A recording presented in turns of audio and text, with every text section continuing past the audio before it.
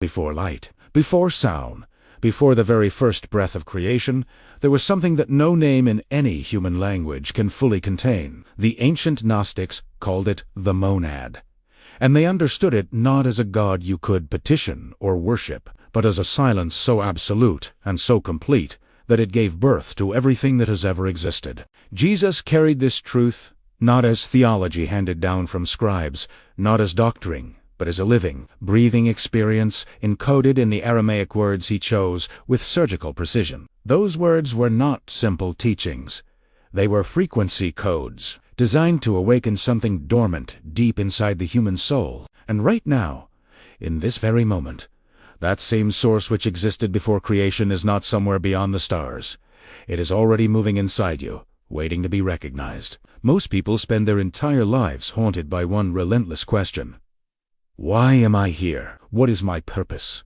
What was I truly born to do, without ever realizing the answer was never lost, only buried beneath layers of noise and fear. What you are about to discover in the next few minutes could permanently alter the way you understand yourself, your existence, and the divine power that was placed inside you before you ever drew your first breath. There is a teaching so ancient it predates every religion, every sacred text, and every civilization that has risen and fallen on this earth: the Gnostics. Those hidden mystics who preserved the deepest truths alongside the earliest followers of Jesus spoke of a reality that existed even beyond what most traditions call God. They named it the monad.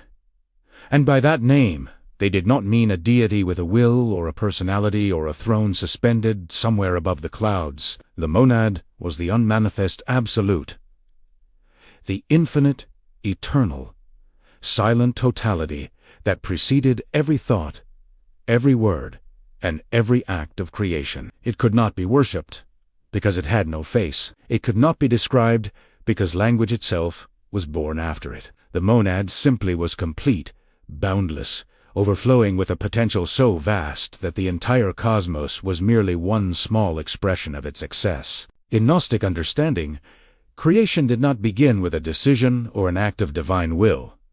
It began with an overflow. The monad, so utterly full and complete in itself, spilled outward, not from desire or intention, but from the sheer abundance of its own nature. That overflow became the divine mind. From the divine mind came the great architects of existence. And from those architects, layer by layer, the material world you inhabit was slowly shaped into form. But the most radical teaching the Gnostics preserved was this: inside every human being lives a fragment of the monad itself. Not a symbol of it, not a distant reflection of it from across the universe. An actual living particle of the original source, placed within you before time was ever born. Jesus did not speak of this as abstract theology. He carried it as the most urgent and personal truth any soul could encounter, and he encoded it in the ancient language of his own people. Most people alive today carry a quiet but relentless ache. It does not always arrive with dramatic pain. Sometimes it simply surfaces as a vague, persistent dissatisfaction, a feeling that no matter what you achieve, no matter what you build or acquire or become, something essential is still missing from your life. The Gnostics had a very precise name for this condition. They called it the sleep of the soul. The state in which the divine spark within a person has forgotten its origin in the monad and begun to identify entirely with the surface of material existence. When you lose your connection to the source, you do not simply feel confused. You begin to search for your purpose in entirely the wrong places. You look for it in the validation of other people. You chase it through achievement and status, through constant acquisition, through the accumulation of things that feel momentarily meaningful but leave you hollow in the hours after midnight. And none of it works, because purpose is not something you construct from the outside. Purpose is something you remember from within. It is already embedded in the fragment of the monad that was placed inside you before you were born into this world.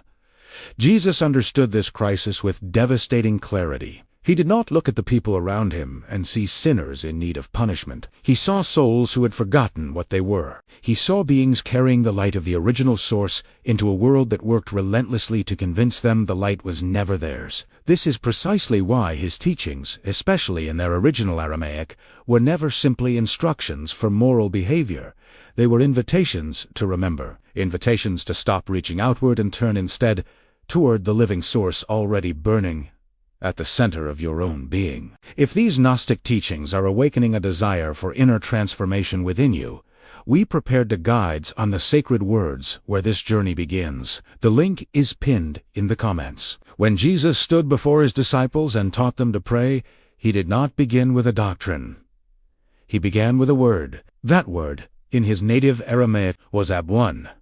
It is the opening of what we know as the Lord's Prayer, but in its original Aramaic form, it carries a meaning so vast and so precise that its standard translation into Our Father has always been a magnificent understatement. Abwun does not simply mean father in the way a child calls out to a parent. In Aramaic, it is built from two ancient roots, ab, meaning the generative source, the birth, the origin of all potential, and wun, a suffix that expands this source into something that vibrates and breathes and hums through all of creation at once. When you speak Abwun, you are not addressing a distant figure standing somewhere above the clouds. You are turning directly toward the monad itself, toward the generative silence from which all things emerge. You are naming a source that does not stand apart from creation, but breathes within it, sustains it, moves through every atom and every moment of existence simultaneously.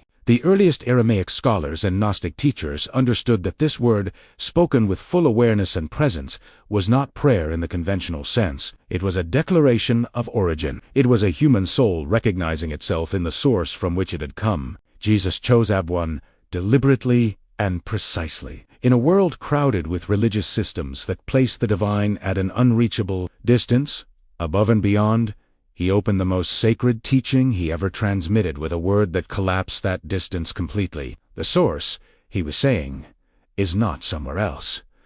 The source is what you come from. The source is what you carry within you. The source is what breathes through you right now, in this very moment, as these words enter your awareness. The moment Jesus opened his most intimate teaching with the word Abwun, he was doing something far more radical than offering a prayer template for his followers to memorize. He was providing a technology of remembrance. In Gnostic understanding, words spoken in full awareness carry the vibrational frequency of the reality they describe. To say Abwun with genuine presence is not merely to produce a sound, it is to resonate in alignment with the generative source itself. And when a human being resonates in alignment with the monad, something extraordinary begins to happen. The deep confusion about purpose starts to dissolve. This is not metaphor. This is the lived experience that the early Gnostic communities passed down through their most carefully guarded transmissions. They described individuals who had spent years wandering in spiritual emptiness, lost in questions of meaning, paralyzed by the fear that their lives held no real direction or divine weight. And then, through deep and sincere engagement with the Aramaic tradition that Jesus transmitted, something would shift inside them. It was not an intellectual shift. It was not an upgrade in theology. It was a recognition, sudden, overwhelming, and unmistakable. The soul would sense its own origin. It would feel the monad not as a concept to be debated, but as a living presence, not outside in some distant dimension, but within. And from that recognition, purpose would arise with a clarity that no external achievement had ever produced. Jesus taught that the kingdom of heaven is within you. He did not say this as consolation or as poetic exaggeration. He said it as a precise and literal cosmic description. The monad, the source before creation, the silence that overflows into all things, lives at the center of your being. When you stop looking for your purpose in the world and begin listening for it at that center, everything changes. The searching ends, the remembering begins. If this teaching is stirring something in your heart, and you wish to explore it further, we've prepared the guides that explain the first sacred words where the journey begins, their layers of meaning and the transformation they carry. The link is pinned in the comments. The most important question is not intellectual. It is not, what is the monad in cosmological terms, or what does Abwun mean in ancient Aramaic grammar, or how did Gnostic teachers organize their understanding of creation. The most important question is far more immediate. How do you right now, in the actual life you are living, begin to access this source? How do you take an ancient teaching and allow it to do something real inside you? Not as information absorbed by the mind, but as transformation felt in the body and carried forward into your days. The practice that the earliest followers of Jesus preserved was never complicated. Complexity belongs to the mind alone, and the monad is beyond the mind, which means the access point is always through stillness. Begin by finding a place and a time where you will not be disturbed. Sit in a posture that allows your body to settle and your spine to be at ease, and then breathe slowly, deliberately, with full and gentle awareness of the breath entering and leaving your body. This breath is not incidental. Jesus taught within a tradition that understood breath as sacred. In Aramaic, the word for breath, nishimta, is also the word for the living soul. Every conscious breath you take is your participation in the overflow of the monad. Once you have found that stillness and settled into your breath, introduce the word Abwun, not as a demand, not as a player, but as a whisper arising from recognition. Let it emerge the way a deep memory surfaces. Gently, without force. You are not summoning something from a distant place. You are acknowledging something already present at your center. Speak it inwardly. Let it resonate. And then simply listen, not for a voice or a vision or a dramatic revelation, but for a quiet sense of origin, for the knowing, however faint at first, that you did not arrive in this world by accident, that you were sent here from a source that has never once abandoned you. This is where purpose reveals itself, not as a plan handed down from above, but as a recognition of what you already and have always been. Everything explored in this teaching returns to one central truth that Jesus encoded in the very first word of his most intimate transmission. The monad is not an idea to be debated or a doctrine to be memorized. It is the living source from which your existence flows, the silence before creation that still hums quietly at the center of your being, waiting for you to become still enough to hear it. And a Bwoon, that ancient Aramaic word, is not simply a prayer to be recited.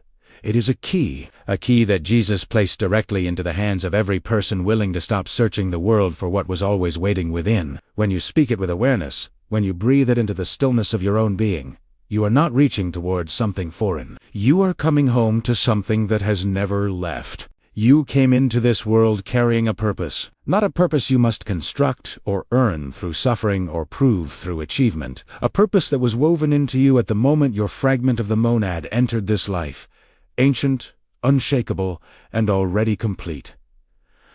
The Gnostics understood this. The earliest followers of Jesus understood this, and something in you, something deeper than your thoughts, and older than your memories, is beginning to remember it right now. The path forward does not lead away from the world. It leads deeper into the stillness, at your own center, where the source before creation continues to overflow and breathe and speak in the language of the soul, older than any word, and always perfectly clear.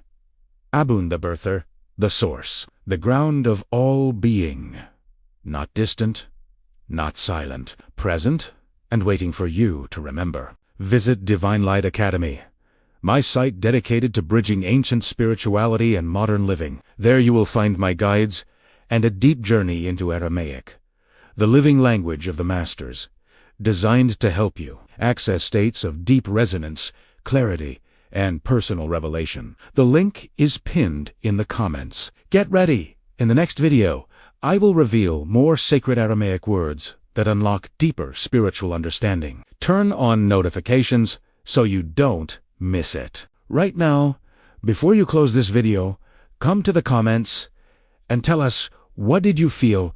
What shifted? We read every single response. And if this teaching found you today, subscribe to this channel. Every week, we go deeper into the ancient frequency codes that were always meant to be yours.